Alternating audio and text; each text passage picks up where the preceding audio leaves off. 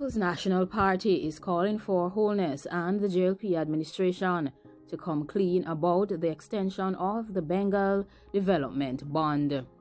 The People's National Party is urging the government to explain the reasons for an extension being granted for the payment of the $40 million in relation to Environmental Performance Bond by Bengal Development Limited, Jamaica World LLC.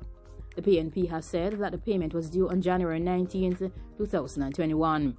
Opposition spokesperson on Land, Environment and Climate Change, Senator Frazer has said that this latest move follows the government's irresponsible use of ministerial powers under the NRCA Act to grant Bengal Development Limited, Jamaica World LLC, a permit to mine and quarry bauxite, peat, sand and minerals in the dry harbor mountains of Senan. Further stated that it is important to note that the government of Jamaica gave a permit to Bengal Development Limited, authorizing the quarrying of 50 acres of land in the Dry Harbor Mountain. State regulator National Environment and Planning Agency, as well as other environmental NGOs, objected to the granting of permits to mine in this ecologically fragile area. She further added that the Prime Minister, Andrew Holness, promised in 2020 that he would be the first down the project if there were any breaches of the conditions of the permit. The Prime Minister has a duty to tell the population of Jamaica why a failure to pay the bond is not being treated as a breach of the conditions of the permit. The People's National Party is calling on the Holness-led administration to inform the Jamaican populace of the reasons given in the request for an extension of the bond payment deadline, the basis on which this extension was granted to Bengal Development Limited, and the recourse available if the bond is not paid when the 60-day extension has expired. She further went on to state that it is quite troubling, and perhaps it is a sign of things to come, that are missed deadlines as well as requests and approvals of extensions at this early stage in the project. The Jamaican people, especially the residents living in the area, have a right to know what the truth is about Bengal, and if they have the capacity to execute such a project without destroying the pristine environment in the Dry Harbor Mountains. The persons who live close by will suffer mostly from the ravages that this mining will naturally cause. According to Ms. Binns, the projected taxes and a few persons employed will not offset the lasting damage to ecological, hydrological, and biodiversity of the area.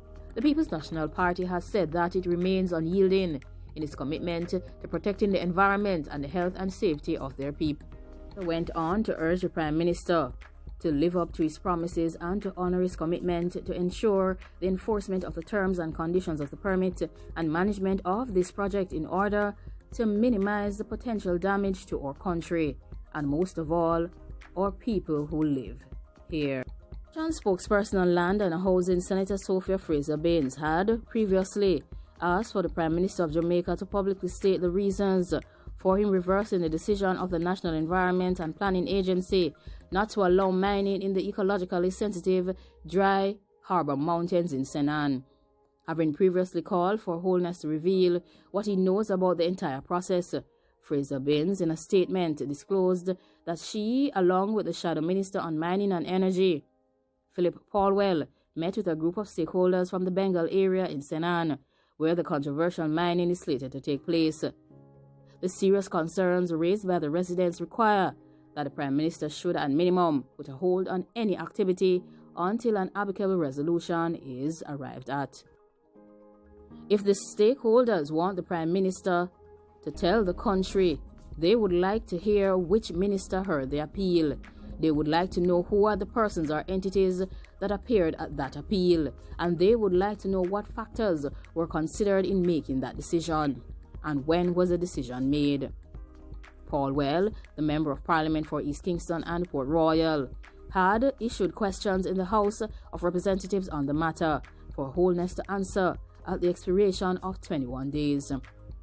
It was said that while they respect the legal right of persons to use their private property, This must be done in a way that does not cause harm or create a nuisance or negatively affect the life of others, nor the well-being, property, and safety of other citizens of Jamaica.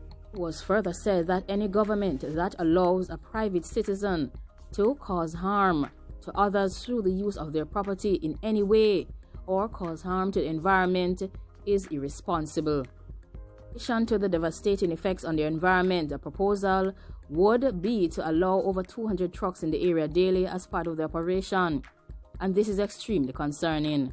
The damage from noise pollution, dust pollution, deforestation, the depletion of our flora and fauna and our natural resources and the aquifers will be long-lasting and irreparable. Both Frazer and Paul will have implored the Prime Minister to remember the constitutional provisions as embedded in the Bill of Rights that every citizen has a right to a clean environment.